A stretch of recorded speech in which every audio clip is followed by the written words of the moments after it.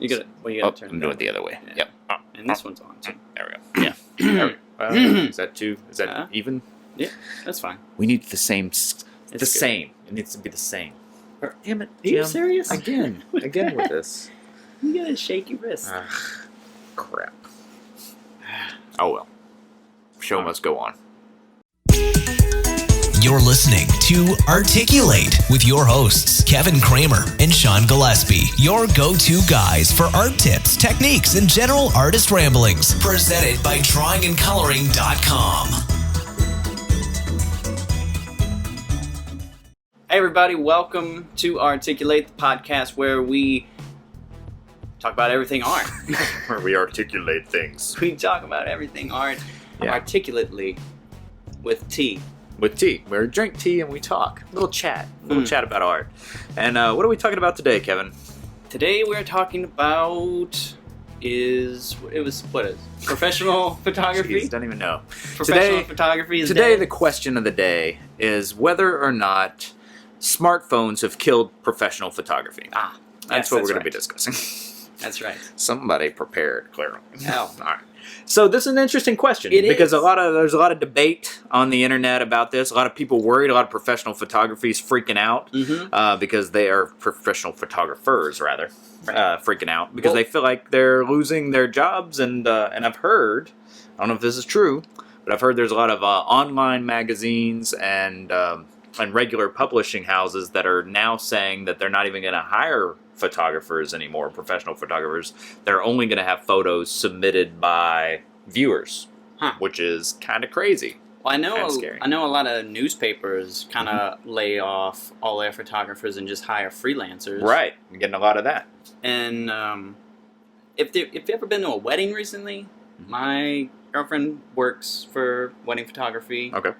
Anytime she goes to a wedding, there's the professional photographer. They're hired doing this. Yeah, they're doing that. They're mixing and mingling. And then there's 40 family and friends with iPads and iPhones taking pictures behind them, getting in the way. So that's the question then. Would you say that the smartphone is killing professional photography? Well, is it making it not needed anymore? I think it depends on superfluous. What kind of quality. All right, that's the thing. All right, so professional photographer, obviously you're going to have quality.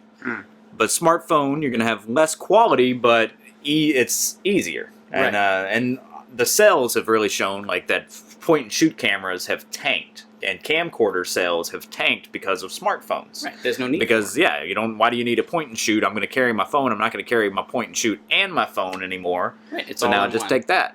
And so there's a convenience factor. Ironically enough, we are using... All right, for this podcast, we're using a iPhone as well setup. as whatever this is. Yeah, we got all kinds of things going on here. You don't even know. It's behind the scenes.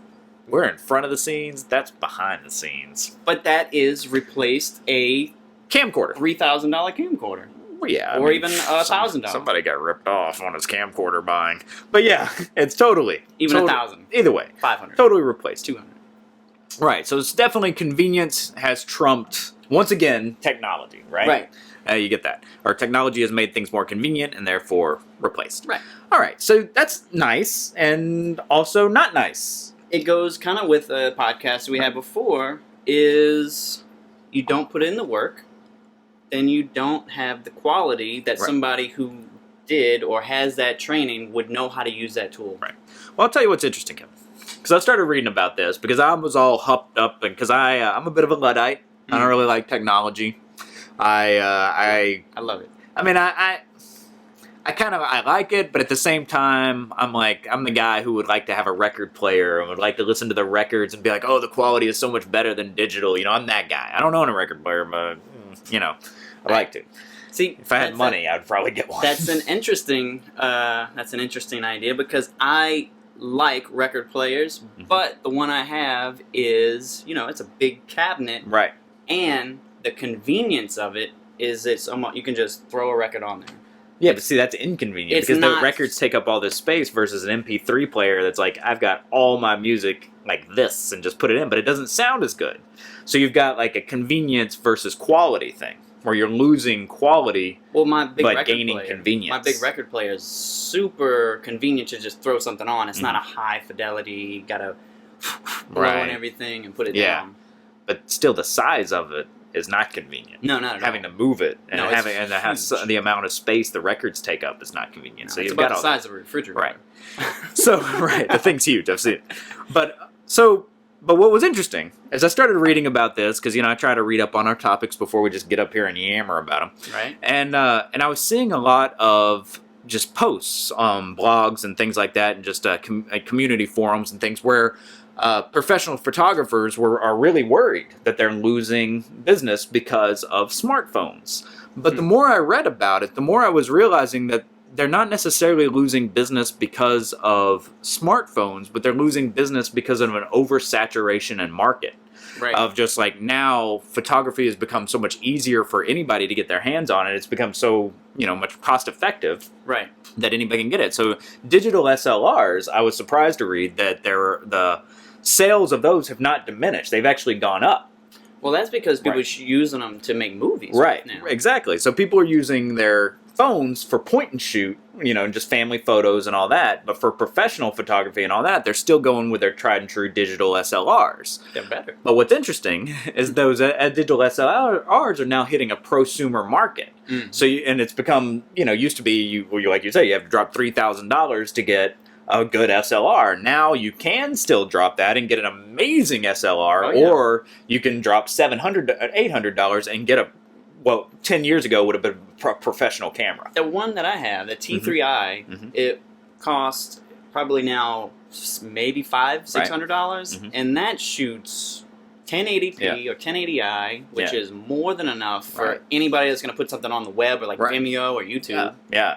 And that's the thing, is most people want it to be optimized for the web now, so they don't need super, super high quality pictures that they can blow up to cover a whole wall, for the most part. You want maybe 960 by whatever. Yeah, so what you've got now is not necessarily an issue where smartphones are taking over the industry, but that the photography world has become democratized. Right. Now anybody can get their hands on it, and so now you've got people posting on Fiverr, posting on Craigslist, saying, hey, I need somebody to film or take pictures of me and my girlfriend swimming in a thing of pudding. That's a weird world out there. People pay for anything, But my point is, they post this ad, they need a photographer, right? They want these professional pudding pictures up on the web, their web page. Well, this is what their web page is in this imaginary scenario that I'm imagining in my head.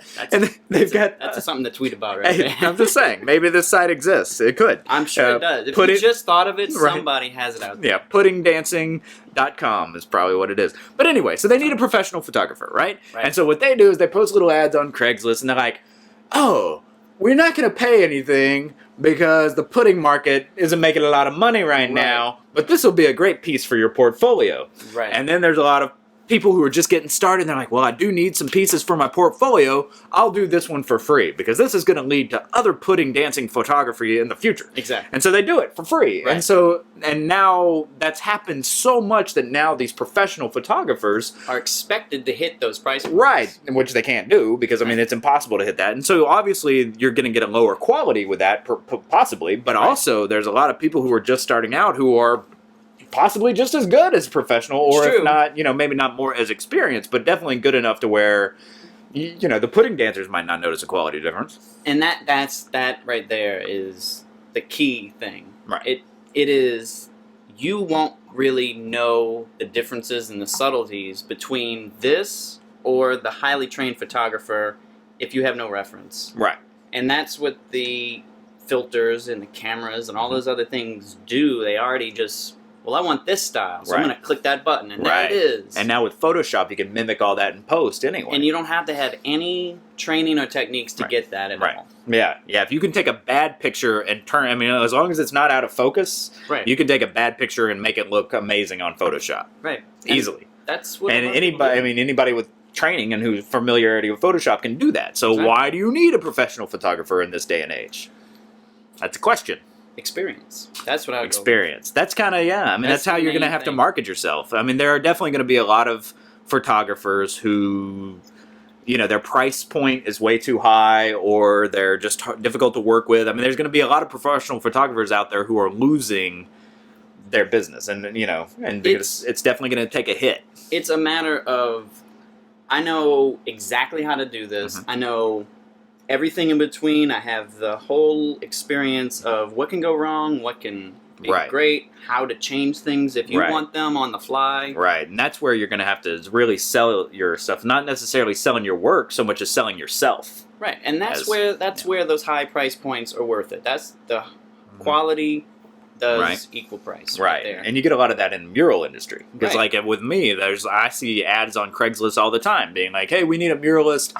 We want you to do this for free. It's like, that's 2 weeks. I'm looking at the wall that they have a picture of, and I'm like, that's a 2-week gig. I'm not doing that for free. Right. That's crazy. But I'm sure they find somebody who does it for free, but a lot of times especially with big projects like that, you get somebody who's new or novice, they don't understand what's going to go into it, they get started, and then they're like, this is work, I'm done. Right. And they call it quits. Right. And that's what you get. Yeah, it's free, but you get what you pay for. Exactly. So there are going to be some people who understand that, and they still want quality, and they're willing to pay for a professional attitude and professional results. Right. And so, so I would say that is never going to stop existing.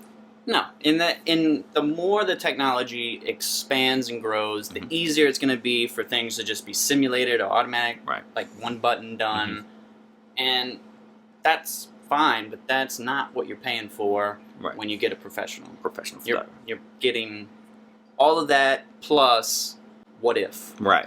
You're paying for what if. And particularly like you were mentioning with weddings. Now, most people who want to be professional photographers, and I mean, there are definitely probably people who aspire to be professional wedding photographers. I'm sure that exists. Yeah. But a lot of people I know who do photography, they didn't necessarily set out to become professional wedding photographers. Well, that specific one is very lucrative. Right. They take those gigs, but that is an industry where, I mean, a professional photographer is an expected part of that process, and I don't think that's going to go away. That's part. It's just ingrained in there. We need a band. We need a photographer. It's like part of the checkbox. Right. So you can, if you're willing to do side gigs like that, that can help you support your art and your profession. And if you're trying to be not that there aren't artistic wedding photographers. I don't want to get a hate mail from a wedding photographer. He's like, no, we do artistic work, because a friend of mine hired a wedding photographer who did like close-ups of I was wearing spats at the wedding. She did close-ups of my shoes, and she did close-ups of the bride's high heels. I mean, she really did good ones. Yeah, it was these beautiful, and they were all very artistic and beautifully done. I mean, each picture was a work of art in and of itself. Right. And that's only something you get with a quality experienced photographer. And that's how she keeps getting business, just word of mouth, because she's differentiated herself from an oversaturated market. Exactly. But I mean, you can always go market or find people that are looking for, I want this from Pinterest. Right. And then you can go recreate that. Right. But if you're a real artist that does your own photography or experienced, you already have your own style. Right. You're not going to be one button pushing, replicating things on Pinterest. Yeah. That's just an insult to the photographer. Right.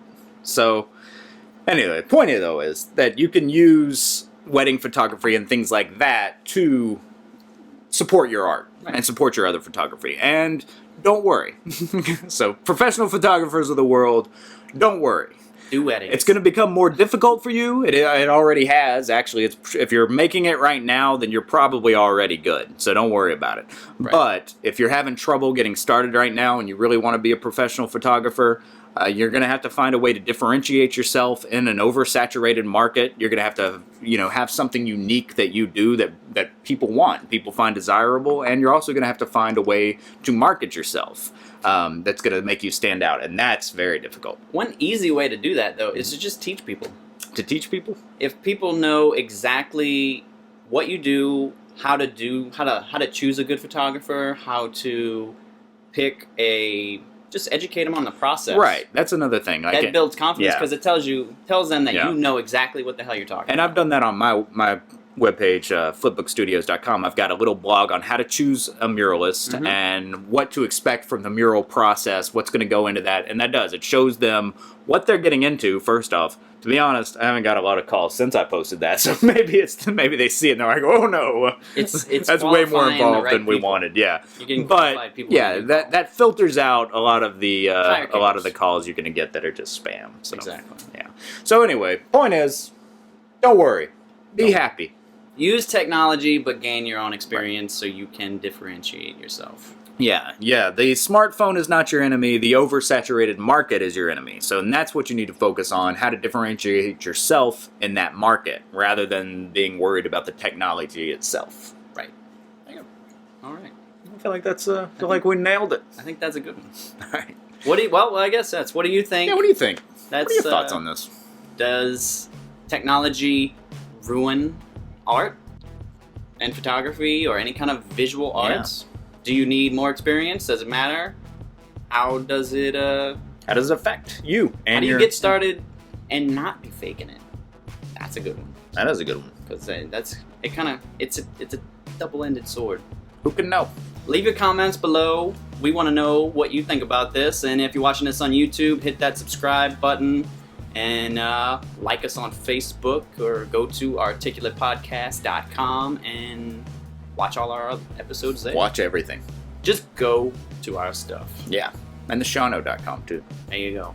All right. We'll see you next week. Thanks for watching. You've been listening to Articulate with Kevin and Sean. Subscribe on iTunes or check them out on drawingandcoloring.com. Always reminding you to keep it simple.